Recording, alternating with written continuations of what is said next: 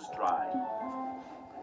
It was a hot, sunny day on the island of Sodom. Thomas was making his way to Knapford Station with Annie and Clarabel. Sir Topham Hatt had asked Thomas to work on the main line, pulling the local. But first, he needed to fill up his water tank. Gordon was waiting for Percy to bring his coaches so he could pull the express.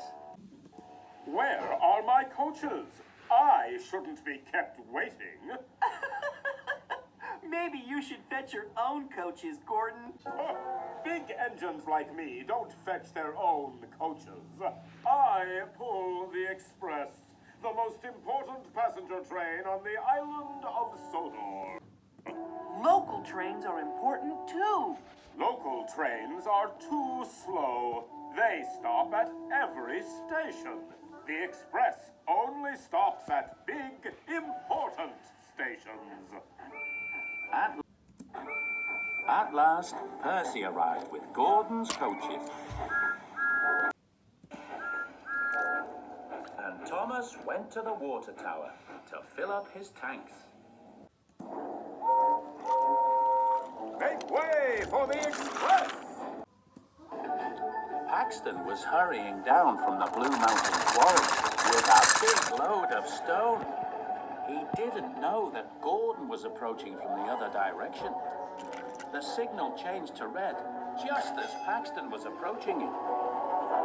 He had to stop very quickly. Express coming through! A big stone flew out of one of Paxton's cars and bashed off Gordon's boiler. Sorry, Gordon. Are you okay? That stone gave you a nasty thump. Yes, Paxton, I'm fine. You can't damage a big, strong engine like me so easily. You should be checked for damage, though, Gordon. Nonsense! I have to hurry. The express must not be late. And Gordon hurried on his way without waiting to be checked over. Gordon hadn't gone very far when his boiler began to run dry. That's funny. I thought I had plenty of water. Luckily, there was a water tower just ahead. I'd better stop and fill up again. But the passengers were not very happy. They didn't want to be late.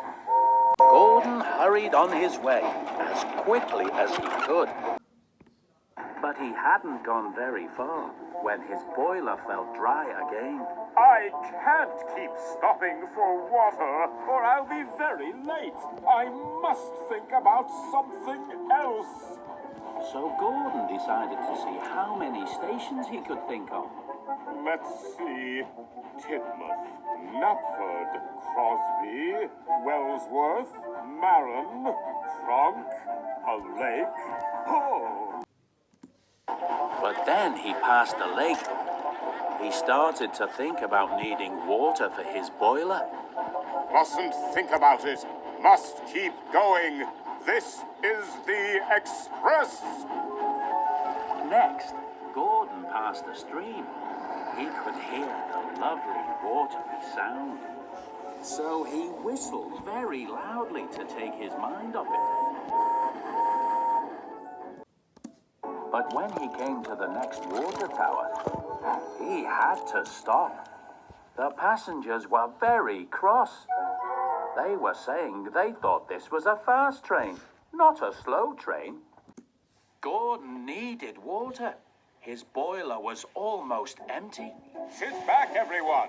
I'll be very fast now. Just you. At last, Gordon arrived at Wellsworth Station. He stopped to let passengers on and off. You're running very late today, Gordon. Oh, I'll make up the time, Henry. You'll see.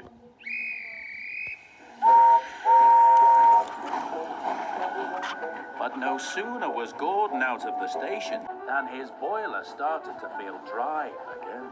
I mustn't stop. I mustn't stop. I need to be fast. I need to be fast. Gordon saw another water tower. But this time, he didn't stop.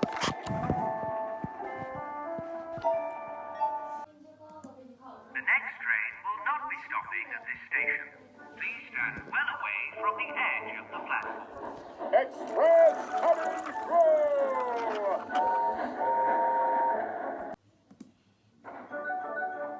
Gordon tried to keep himself going.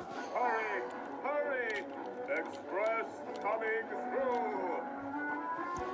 But he simply didn't have enough steam, and soon he couldn't turn his wheels at all.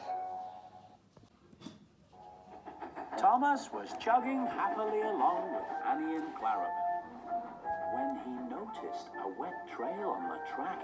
I wonder what that could be. Then Thomas saw Gordon standing up ahead with the express. What's the matter, Gordon? Why have you stopped here? This isn't a station. I've run out of steam. Ah, you must have a leak in your boiler. I saw a trail of water on the line. A leak in my boiler? How could that happen to a big, strong engine like me? Hello, Thomas. Hello, Gordon. Then Gordon remembered. The stone! Gordon had a hole in his boiler where the stone had bashed him. Oh, the indignity! I should have listened to you, Paxton. I should have been checked over after the stone bashed into me. Well, yes. Don't worry, Gordon. I'll take your passengers. I may not be as fast as you, but I have a full boiler. And I can shunt you to the steamworks, Gordon. I may not be as fast as you, but I am very strong. So Thomas put Gordon's passengers in Annie and Clarabelle. And Paxton shunted Gordon's empty coaches onto a siding. Then Paxton tried to push Gordon, but Gordon wouldn't budge. Gordon, have you got your, brakes on? Maybe. Well, take them off, won't you? How can I push you with your brakes on? Gordon was very proud. He didn't want to be pushed. But if Gordon didn't let Paxton push him, he wouldn't be going anywhere at all. Oh. So Gordon took his brakes off and let Paxton push him to the steamworks. Everyone was very surprised to see Gordon being shunted along the main line. He wasn't a very fast engine now. Oh, the indignity. Gordon arrived at the steamworks to have his boiler repaired. Soon he looked as good as new. But the other engines still thought it was funny that Gordon had let his boiler run dry. Don't forget to fill your tank up, Gordon. Steam engines need to have water. And watch out for flying stones. Gordon was not amused, but he was much more careful about looking after his boiler.